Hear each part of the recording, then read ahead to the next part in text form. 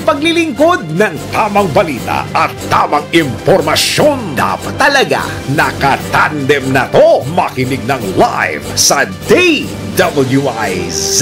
Naka-live din sa DWIZ Regional Integrated News. Panoorin ang live sa Aliw 23 at i-follow na sa social media DWIZ, Facebook at YouTube. Tandem nina David at John.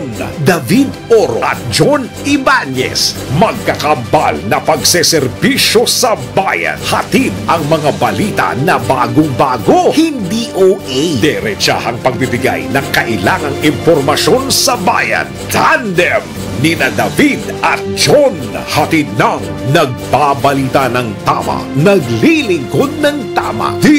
DWIZ, Monday to Friday, 6 a.m. Muli, narito po ang headline sa inyong nag-iisang tandem ngayong araw ng Thursday, February 22, 2024. Tandem! Mga delata posibleng magmahal kung matutuloy ang panukalang 100 pesos na aumento sa sahod. Tandem! Pagdinig ng Kamara sa Chacha, nakatakda na sa susunod na linggo. Tandem! Proseso ng pagbabalik sa lumang kalendar, inilatag na ng DepEd. Tandem! Isang truck nahulog sa bangin sa Negros Oriental, 15 katao patay. Tandem! Sa balitang pangkalakalan, consumer spending ng Pilipinas inaasahang tataas ayon sa S&P Global Rating o Ratings. Tandem! Sa ibayong dagat, pagsirid ang kaso ng tigda sa Amerika ibinabala ng WHO. Tandem! Sa balitang showbiz, entertainment vlogger na si Nanay Christopher Min pumalag sa mga pahayag ng aktor na si Dominic Roque. Tandem! At sa balitang pambalakasan, ang tabayanan ng latest mula kay Tandem Anthony Suntay. Tandem! Nina David at John. David Oro at John Ibanez, magkakambal na pagseserbisyo sa bayan. Tandem! Muli narito ang detalye ng mga headlines ngayong araw na ito ng Thursday. Posibleng tumaas ang presyo ng mga delata kapag natuloy ang panukalang 100 pesos na aumento sa sahod. Ito ang ibinabala ng Canned Sardines Association of the Philippines, kung saan aabot sa 80 sentimos hanggang piso ang dagdag sa presyo ng kada lata ng sardinas. Paliwanag ng CSAP Executive Director Francisco Buencamino, ito'y dahil tataas din ang gastos nila sa packaging, gasolina o krudo at maging sa distribution. Kaugnay nito, ayon naman sa Philippine Association of Meat Processors Incorporated, lay-off o pagtanggal sa trabaho, bawas operasyon at ng presyo ng canned meat ang epekto ng wage hike. Dagdag pa ni PAMPI President Feliz Boy Tuikinhoy, magiging vicious cycle ito o paulit-ulit lamang dahil kahit pa magkaroon ng 100 pesos na aumento sa sahod ng mga empleyado, tataas din naman ang mga bilihin. Tandem! Samantala, nakatakdang isagawa sa February 26 ang deliberasyon ng Kamara sa Resolution of Both Houses No. 7 o RBH 7 na nagsusulong ng pag-amenda sa economic provision sa saligang batas. Ayon kay House Appropriations Panel Senior Vice Chairperson Estela Kimbo, iniurong ang pagdinig upang makadalo ang mga inimbitahang resource persons. Samantala, sinabi naman ni House Majority Leader Manix Dalipe na ang House Committee of the Whole ay magsasagawa ng 3 pagdinig kada linggo sa araw yan ng Lunes, Martes at Miyerkules hinggil sa naturang usapin. Bagamat mamadaliin niya ang proseso, ay hindi naman makokompromiso ang resulta ng deliberasyon. Tandem! Inanunsyo na ng Department of Education na mas maaga magtatapos ang klase sa mga pampublikong paaralan sa May 31 para sa school year 2023-2024. Ito'y batay na rin sa Department Order 003 na nilagdaan ni Vice President at Education Secretary Sara Duterte, kung saan magsisimula ang klase sa Hunyo 1 hanggang Hulyo 26. Sa DepEd Order Number 22, Series of 2023, o ang Implementing Guidelines on the School Calendar and Activities for the school year 2023-2024, ang end of school year break ay inaitakda sa Hulyo 17 hanggang Agosto 25. Kaugnay nito, kailangan na magbago ang petsa ng school activities kasama ng petsa ng 3rd and 4th quarter examinations. Tandem! Sa iba pang balita, 15 katao ang patay habang 2 ang sugatan matapos mahulog ang isang truck sa bangin sa sitio Tubod sa Mabinay, Negros Oriental. Ayon sa pulisya, nangyari ang aksidente dakong 1:40 sa isang hapon kahapon sa naturang lugar. Batay sa investigasyon, patungong Mabinay ang truck nang mawala ng control ang driver pagsapit sa pakurbang bahagi ng kalsada at mahulog sa bangin. Ayon kay Mabinay Police Chief Major Nelson Lamoco, ang mga biktima ay mga negosyante ng hayop. Sa ngayon, patuloy na inaalam pa rin ng mga otoridad ang naging sanhi ng aksidente. Tandem! Sa iba pang tampok na balita, nagtatago na si Kingdom of Jesus Christ founder Pastor Apollo Kibuloy dahil sa tangkang pagpatay sa kanya. Ayon kay Kibuloy, inakusahan nito ang Amerika na nais siyang i-eliminate sa pamamagitan ng rendition.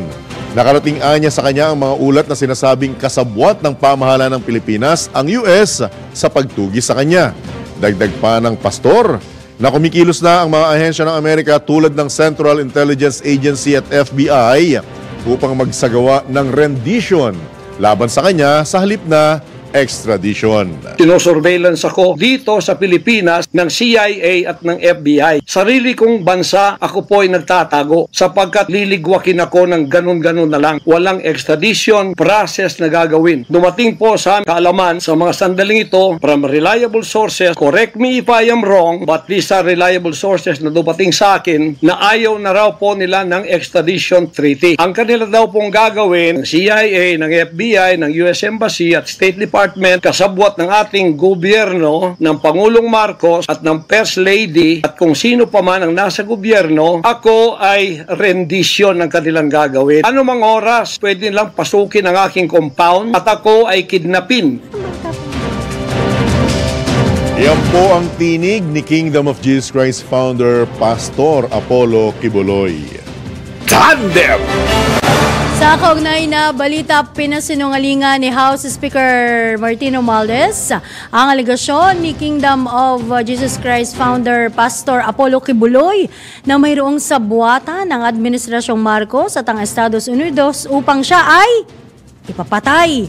Ayon kay House Speaker Romualdez, walang batayan ang mga sinasabi ni Kibuloy, lalo't wala itong matibay na ebidensya. Anya, inililihis lamang nito ang atensyon mula sa mga seryosong usapin.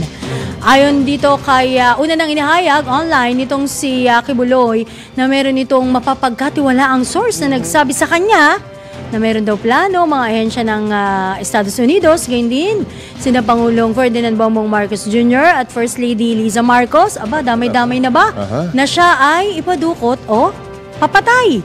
Hinimok naman ng House Speaker si Kibuloy na sagutin ang mga alegasyon laban sa kanya at irespeto ang legal na proseso. Tandem! Samantala, kumpiyansa naman ng Estados Unidos na mapapanagot sa batas si Pastor Apollo Kibuloy. Kaugnay pa rin sa patong-patong na mga kasong kinakaharap nito, lalo na sa Amerika. Ayon sa Embahada ng Estados Unidos sa Maynila, naniniwala itong haharapin ni Kibuloy ang hustisya para sa mga tinuturing na karumal-dumal na krimen na kanyang kinasasangkutan. Ito'y sa gitna ng mahigit isang dekada ng pagkakasangkot ng nasabing self-proclaimed Son of God sa mga kasong may kaugnayan sa serious human rights abuses, kabilang na ang pattern ng systemic at pervasive rape sa mga nakababatang babae na may edad 11.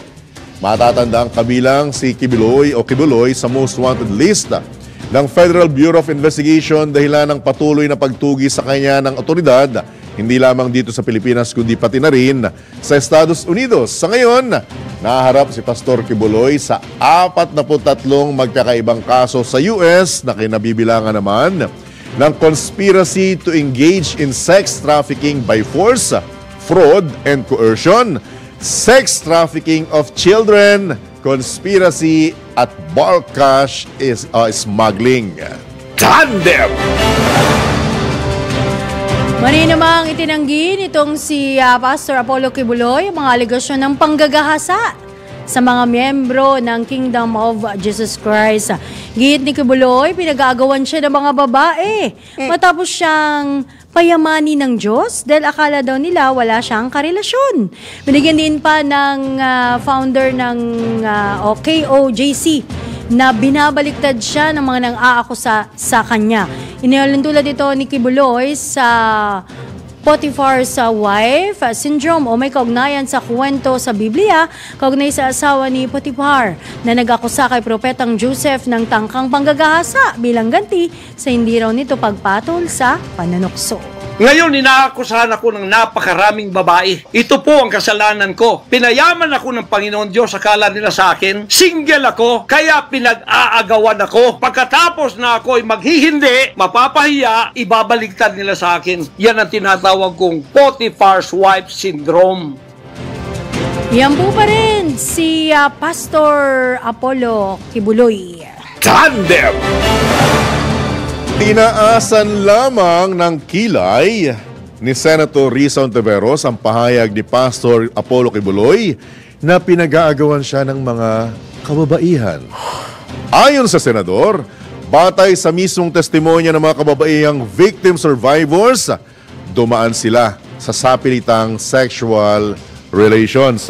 Paniwanag pa ni Senator Ontiveros, ikinukonsidera itong panggagahasa dahil walang consent ng mga biktima at inobliga silang makipagtalik sa naturang pastor.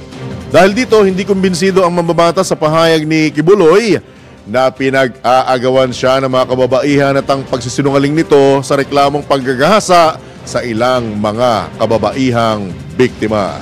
Tandem! Sa kaugnay pa ring balita, wag pong pa-victim.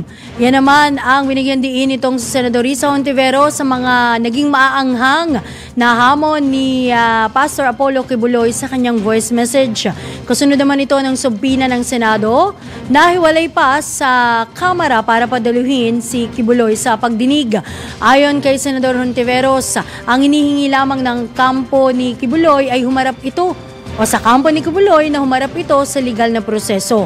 Kabilang na niya rito ang Senate hearing hinggil sa mga aligasyon laban kay Kibuloy. Gihit pa ng senador, hindi na dapat pang padaanin pa sa lengguwahe ng patayan. Kahit na ito na ang anyay nakasanayan ni Pastor Kibuloy. Tandem! Mariing itinanggi ng Federal Bureau of Investigation o FBI na naglaan sila ng $2 million bilang pabuya para ipaaresto si Pastor Apollo Kibuloy.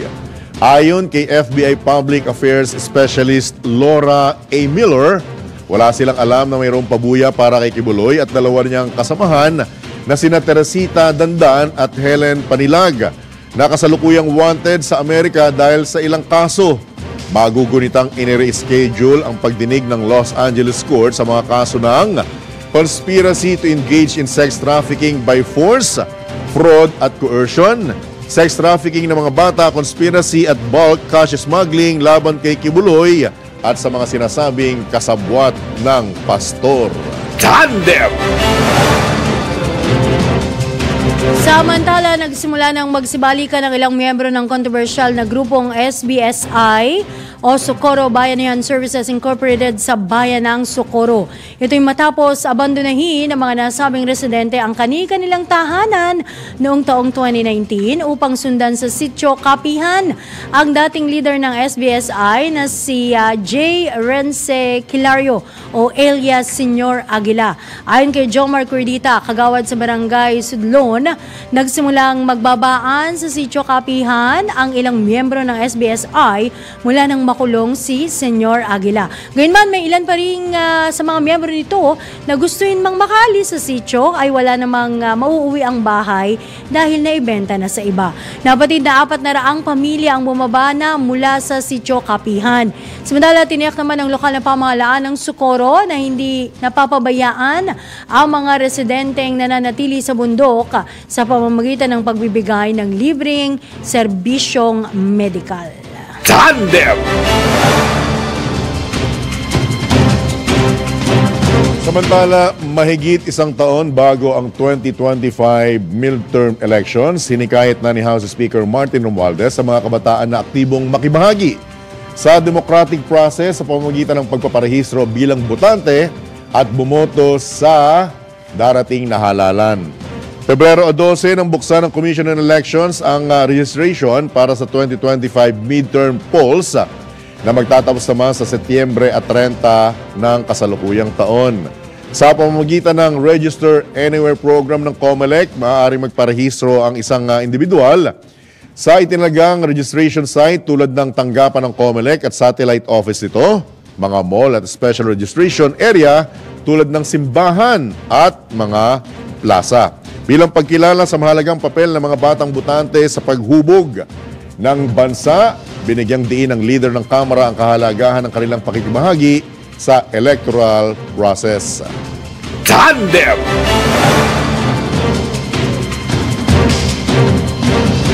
Samantala, sa oras na alas 7:19 ng umaga, agarang magpasa ng panukalang batas na poprotekta sa digital transactions at magpaparusa sa online scammers sinusulong sa Senado. Alamin natin ang kabuuang report ni Patrol 19, Celi Ortega Bueno. Magsisilbing firewall laban sa mga financial cybercrimes ang Senate Bill 2560 o ang panukalang Anti-Financial Account Scamming Act o AFASA. Itiniyag ni Senate Committee on Banks Chairman Senator Mark Villar nang isponsoran sa plenaryo ang naturang bill. Ayon kay Villar, makakatulong ang AFASA para maibalik at mapangalagaan ang tiwala ng publiko sa digital transaction at mapalakas ang digital trade sa pamamagitan ng kaukulang parusa laban sa online scammer. Ayon kay Senator Villar, hindi na kakailanganin pang dumulog sa korte ng mga mabibiktima ng scam kung ang kapabayaan ay kagagawan ng mga bangko, e-wallets at financial institution. Sa pamamagitan anya ng AFASA, magkakaroon ng pinalakas na safeguards laban sa mga fraudulent transaction sa pamamagitan ng pag-aarmas sa mga financial institution ng risk management system na magbibigay sa kanila ng sapat na kapangyarihan para i-flag ang mga kadudadudang transaksyon. Sa ilalim ng panukala, mahaharap sa habang buhay na pagkabilanggo ang mga mapapatunayang scammer. Hiniling naman ni Senator Ramon Bong Revilla Jr. na maging co-author siya ng naturang bill. Ayon kay Revilla, masakit, masaklap at nakakadepress na maging biktima at maperwisyo ng mga online modus lalo sa panahong napakahirap ng buhay. Napakarami anyang kaso na halos nasimota ang mga digital wallets dahil sa mga financial scam. Ang kakaunting kinikitaan niya para sana sa mga pangunahing mga bayarin ay madalas ay naglalaho dahil sa mga manluloko. Kaya giniit ni Revilla na dapat patuloy na magtulungan sa pagsusulong ng mga pulisiya upang maprotektahan ang integridad ng ating financial system. Nanawagan naman Senator Win Gatchalian ng agarang pagpasa ng panukalang AFASA. Bilang nabiktima ng credit card hacking, pinatunayan ni Gatchalian na ang cybercrime incident ay hindi lahat nagre-resulta ng pagkawala ng pera o hindi lang nagre-resulta ng pagkawala ng pera kung hindi nagdudulot din ng emotional distress, anxiety at pagkawala ng tiwala sa financial institutions. Ito sa Patrol 19, Celi Ortega Bueno para sa DWIC, nagbabalita ng tama, naglilingkod ng tama. Tandem! Samantala, mahigit 40 bilyong pisong halaga ng pondo na ipamahagi na sa mahigit 6 na milyong benepisyaryo ng programa ng DSWD. Detalye mula kay Patrol 30, Jelly Mendez. Jelly. Alright, balikan po natin si Jelly. Samantala, babalikan natin si Patrol 30 Jelly Mendez. Punta muna tayo sa report ni Patrol 13 Gilbert Perdes. Mahigit 100,000 individual na serbisyohan sa Love for All project ni First Lady Marcos. Alamin natin ang detalye mula kay Patrol 13. Gilbert, go! Pumalo sa mahigit 100,000 benepisyaryo nakatanggap ng libreng check-up, deworming at pagkain kaugnay ng kinasang Love for All program sa Florida Blanca sa Pampanga. Ang Love for All ay isang laboratorio at konsultasyon at pagpapagamot para sa lahat ng mga mamamayan. Sa naging talumpati naman ni First Lady Liza Arneta Marcos, sinabi niya sa mga benepisyaryo na ipinaabot ni Pangulong Ferdinand Marcos Jr. ang pagbati sa kanila at pasasalamat sa lahat ng mga ginawa ng mga ito. Muli ring binigyan din ng unang ginang ang layunin ng bagong Pilipinas program na hindi anya isang political game plan kundi isang strategy para sa tunay na pag-unlad at upang mas mailapit daw ang serbisyo ng pamahalaan sa mga tao. Patrol 13, Gilbert Perdes para sa Himpilang May Todong Lakas, DWIZ, nagbabalita ng tama, naglilingkod ng tama. Tandem! samantala, balikan natin ang naudlot na pag-uulat ni Patrol 30, Jelly Mendez. Yes, Idol, umabot na nga sa mahigit 40 bilyong pisong halaga ng pondo ang naipamahagi na sa mahigit 6 na milyong benepisyaryo sa ilalim ng Assistance to Individuals in Crisis Situation o ang AICS program ng Department of Social Welfare and Development. Ayon sa DSWD, 6,587,667 na benepisyaryo noong 2023 ang natulungan ng programa kung saan ay tinatayang 98.50% ang na-achieve na obligation rate ng departamento. Katumbos ito ng mahigit 40 billion 944,126,537 pesos na utilized fund ng kagawaran para sa pagbibigay ng tulong medikal, pampalibing, transportasyon, edukasyon, pagkain o tulong pinansyal para sa iba pang support services na pinagkaloob sa mga Pilipinong may pinagdaraan ng krisis, sakuna at matinding kahirapan. At nangako naman ang DSWD na kanilang ipagpapatuloy ang paghahatid ng tulong sa mga benepisyaryo, partikular na sa mga pamilyang apektado ng kalamidad. Ito si Patrol 30 Jelly Mendez nag-uulat para sa Himpilang May Todong Lakas sa DWIZ. Nagbabalita ng tama, naglilingkod ng tama. Kapag may bagong balita, naka-on air, agad-agad, DWIZ Patrol Report. David Oro at John Ibanez, magkakambal na pagseserbisyo sa bayan. Tandem! Oras na 31 minuto na makalipas ang ikapito ng umaga. Muli natin balikan ang pag-uulat ng mga IZ Patrol. Philippine Maritime Zones Act approved na sa second reading ng Senado. Detalye nagbabalik Patrol 19, Celi Ortega Bueno. Approved na sa ikalawang pagbasa sa plenaryo ng Senado ang Senate Bill No. 2492 o yung Philippine Maritime Zones Act. Layunin ng panukala na inakda ni Senator Francis Tolentino na ideklara ang karapatan at mga entitlements ng Pilipinas sa mga maritime zones kabilang ang mga underwater features na dapat ay mapapangan ng mga Pilipino. Itinutulak ni Tolentino na chairman ng Senate Special Committee on Maritime and Admiralty Zone ang panukala upang maipakita na ang Pilipinas ay sumusunod sa United Nations Convention on the Law of the Sea o UNCLOS sa pagtatatag natin ng mga maritime zone. Binigyan din pa ng senador na mapapalakas din ng panukala ang claim ng bansa sa mga pinagagawang teritoryo at hindi rin natin inaabandona ang karapatan ng bansa tulad sa Sabah. Nauna nang inihayag ni Tolentino na napapanahon at kailangan magkaroon ng Pilipinas ng Maritime Zones Act dahil hindi lamang ito isang obligasyon kung hindi higit sa lahat ay kailangan ito para sa national economic at environmental security ng bansa.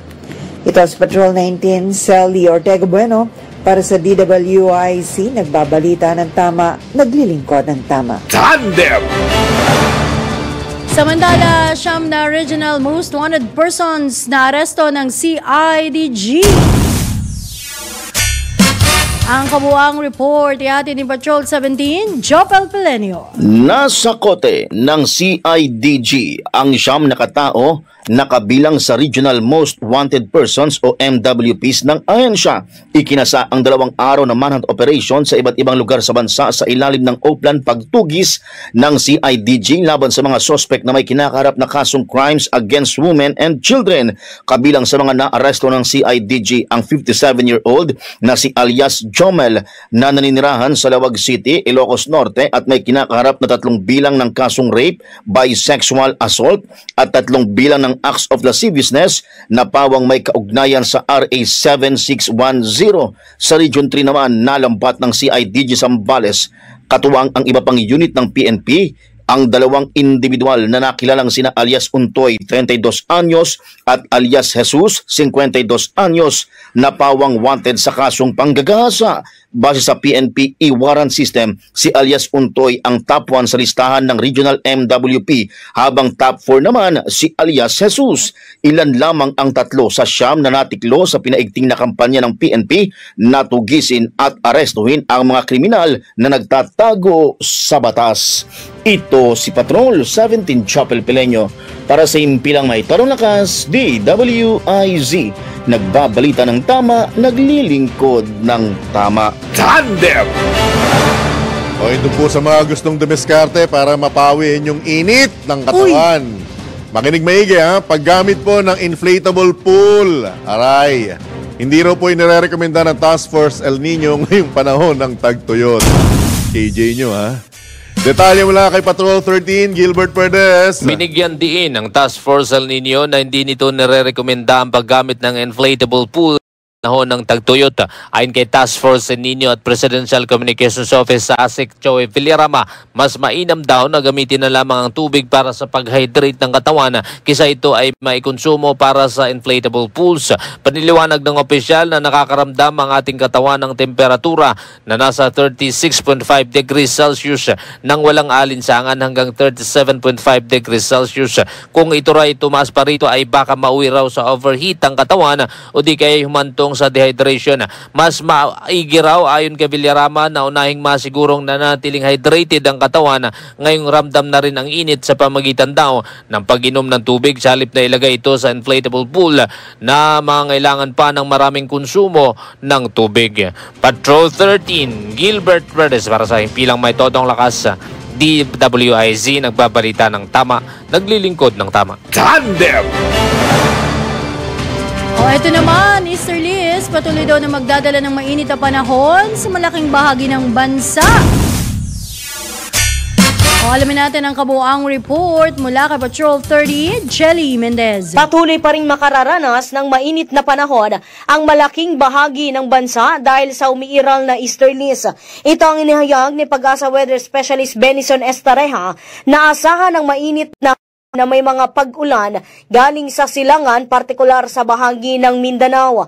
Mayroon ding namataan na cloud clusters sa gitnang Pacific Ocean pero hindi ito inaasahang lalapit sa kalupaan ng bansa. Wala ring inaasahang bagyo sa mga susunod na araw pero asahan ang maulap na kalangitan sa malaking bahagi ng Luzon at western section ng Central Luzon. Magkakaroon naman ng isolated rain shower sa Visayas area maging sa ilang bahagi ng Mindanao, partikular na sa Caraga at Davao Region. Pinag-iingat naman ng Pag-asa ang mga lalawigan sa posibleng pagbaha at pagguho ng lupa dahil sa mga weather disturbances. Ito si Patrol 30 Jelly Mendez nag-ulat para sa impilang may todong lakas sa DWIZ. Nagbabalita ng tama, naglilingkod ng tama. Kapag may bagong balita, naka-on air agad-agad DWIZ Patrol Report. Sa oras na 37 at kalahating minuto na po makalipas ang ikapito ng umaga, tayo po ipinalad na makakausap si Ginoong Joey Concepcion ng Private Sector Advisory Council Head for Jobs at founder po ng Go Negosyo. Ginoong Concepcion, good morning. Johnny Bañez, Judith Larino po, live na po tayo sa DWIZ Aliw Channel 23. Sir? Uy, good morning, Sir Joey. Good morning, Sir Joey. Alright. I-check lang natin yung kanyang linya, no? Napaka-importante kasing malaman natin yung stand niya regarding dito sa 100 peso wage hike. At kung sakali mang may tindig siya rito, ano yung pinakamagandang hakbang na gusto niya ipatupad? Okay na. Ginoong Concepcion, good morning! Teka. Sir? Mukhang mahina yung kanyang audio. Oo, nagkakaroon tayo ng technical difficulty in Tagalog. May problema sa linya. Ayun na. Yun. Ginoong Concepcion, good morning. Sir? Sir Joey? Nako. Sayang ayos, pagkakataon. Importante to kasi kaya lang hindi natin naririnig sa air eh. Sayang naman kung on air, no? Oo. Pakiayos lang muna yung linya. Alright? Kasi importante po mga katandem na malaman natin mula sa isang may kinalaman sa negosyo ang kumbagay kanyang stand at kung ano yung mga hakbang na gusto niyang gawin o mungkahi kung sakasakali man na ipatupad itong 100 peso wage hike. Subukan natin ulit. Try natin. Ginoong Joey Concepcion, good morning. Sir? Sir Joey. Sige, babalikan natin mamaya. Alright. Kung meron pa tayong sapat na oras, no? Alright. Go, tandem, Judith. Samantala, diniskwalipika ng COMELEC, Commission on Elections, ang aplikasyon ng 2 bidder para sa gagawing online voting para sa mga overseas Filipinos sa 2025 midterm elections.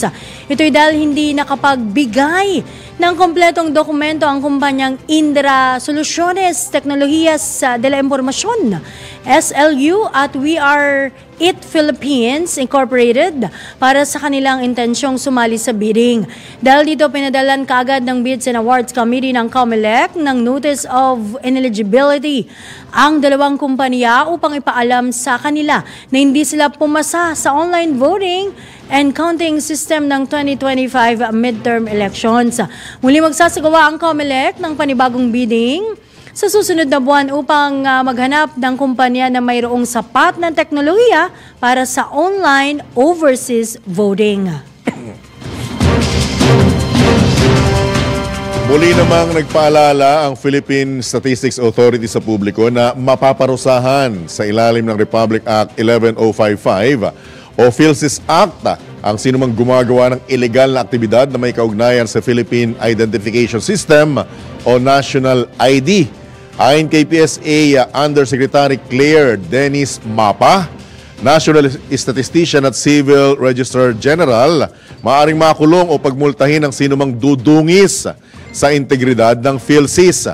Kabilang sa ipinagbabawal ang pagsusumite ng maling pangalan at impormasyon mula sa registration hanggang pag-update ng ID. Gayun din ang pag-imprenta at pag-i-issue ng pekeng Philippine ID. Bukod dito, binigyan din ni USEC Mapa na mapaparusahan ng sinumang individual na mayroong hindi otorisadong national ID. Kaugnay nito, pagmumultahin din ng ₱250,000 ang mga establishmentong hindi tumatanggap ng PhilSys ID bilang valid proof of identity, lalo na kung wala namang makatarungang dahilan. Tandem!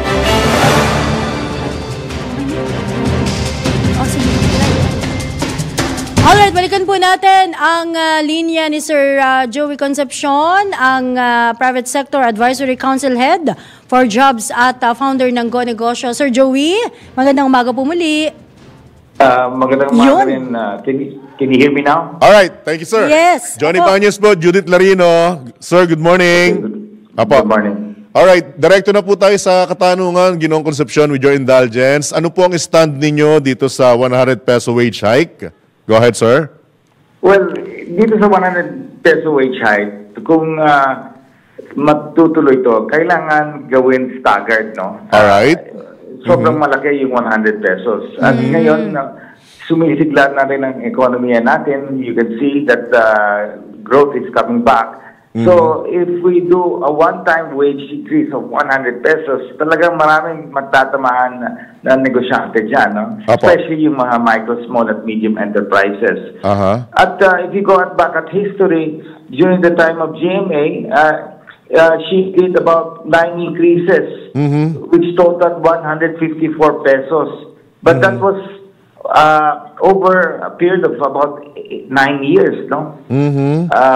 Si Aquino naman, he gave about 6 increases totaling 87 pesos, and that was over a period of about 6 years, no, thereabouts, no? So you can see all the previous leaders, including President Duterte, also what he did was 3 increases of a total of 79 pesos over 3 times, no? But that was a period of about 4 years, no? So it's very clear that hindi kaya ng isang negosyante na masyadong ang bigla ng pagtaas ng wage increase, no? If ever, Ginoong Concepcion, gaano katagal at gaano kahaba yung staggered na sinasabi niyong pagbibigay ng unti-unti? Go ahead, sir.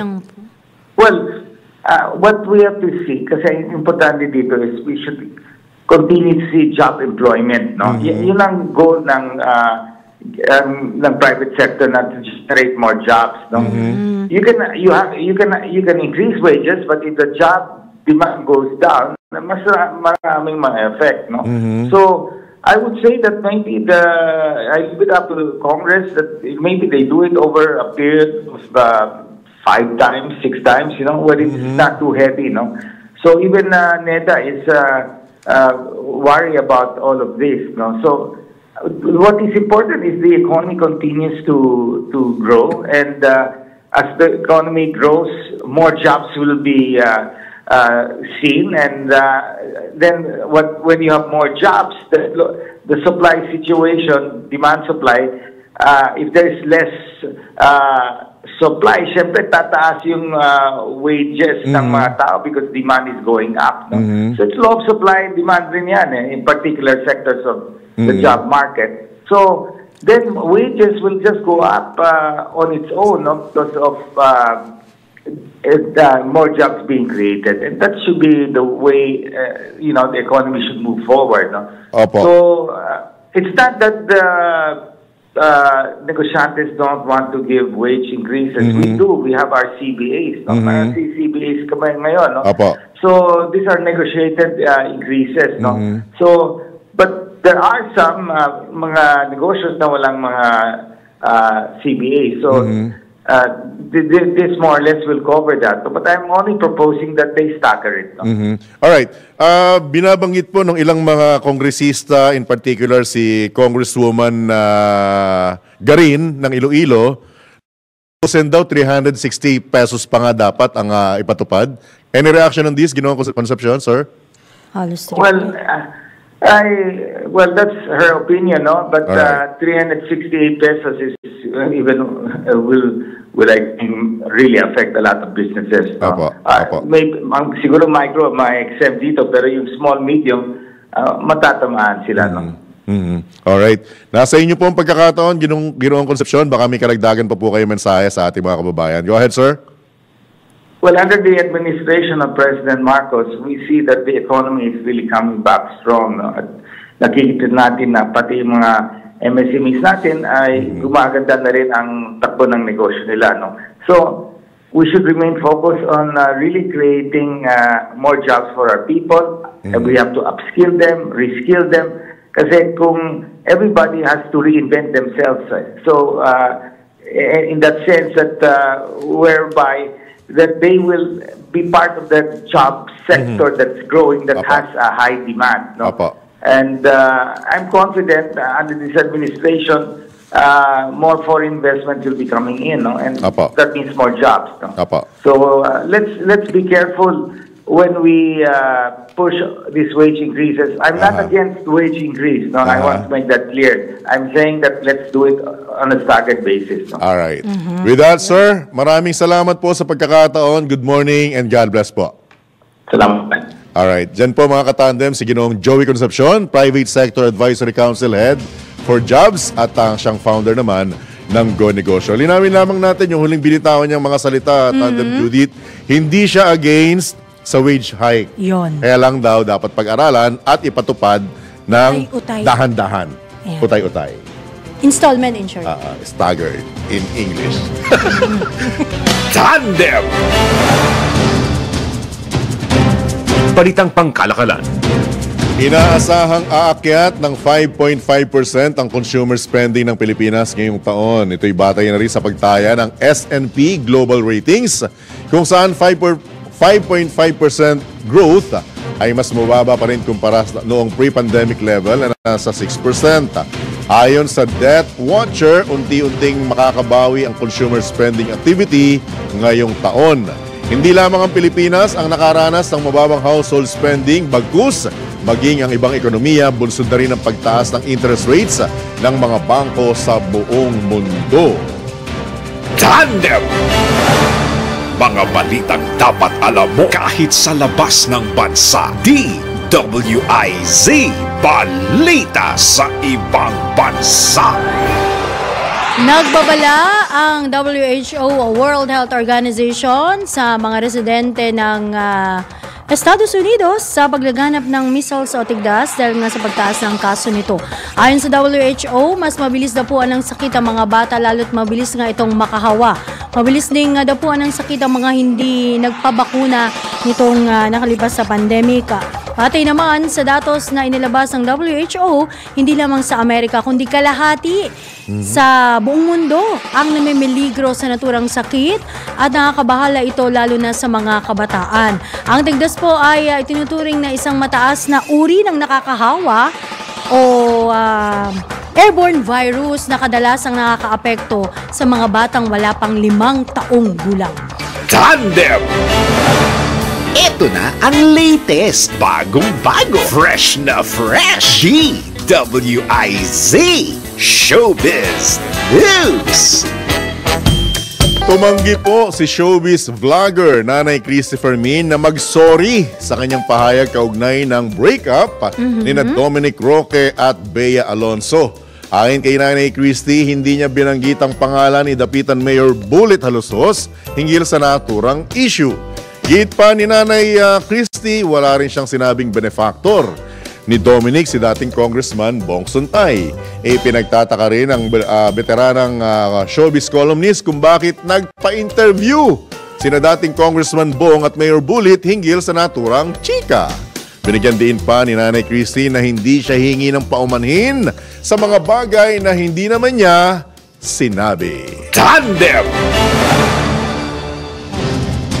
At syempre sa ating good news, sabi nga, partner, if you have it, flaunt it, di ba? Kaya kung pagdating sa pagrampa, kung carry naman, iyong i-aura, why not, di ba? Nako, sino bang gumawa ng script na to, ha? Parang kilala ko na.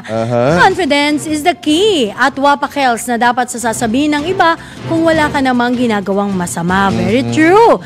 Ito naman ang tila moto ng 20 anyos lamang na si Colleen. Makeup check, OOTD check, pasyonista ang postura at kapansin-pansin ang kanyang aura pero huwag husgahan ang kanyang pisikal na pangangatawan dahil si Colleen po ay mayroong sakit na scleroderma na isang autoimmune disease na nagdudulot ng paninigas ng balat. Yun pala yun, no? Hindi makikita talaga sa physical na anyo yan. Oo, at ayon dito kay Colleen, sa edad na 12 taon kasi, tinitingnan na agad siya ng, tinaningan na agad siya ng 5 taon dahil sa kanyang sakit. Subalit, minsan mang panghinaan ng loob, pinipili pa rin niyang ipakilala ang sarili sa buong mundo. Animoy Online Journal, ang 20 anyos na si Colleen, isa lang naman kasi siya ngayong TikTok content creator o TikTokterist, ika nga. At isang artistic na lumalabas na ngayon sa FYP.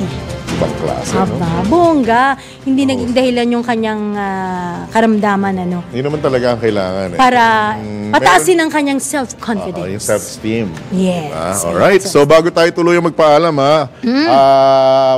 happy listening kay Kuyang Elito Sirca, also known as Nationwide Worldwide, na pangalang Amang Pintor and Family. Ayun, at syempre nais nating batiin ng happy 17th! Yehey! Close na. 17th anniversary kina Sir Carlo and Ma'am Grace Carongoy. Happy anniversary! Sir Carlo of Air Asia. Thank you, Sir Carlo. Thank Happy you po. anniversary At good luck sa inyong dalawa. At Ma'am, anong pangalan? Ma'am Grace? Grace. Konting tease pa. Biro lang po.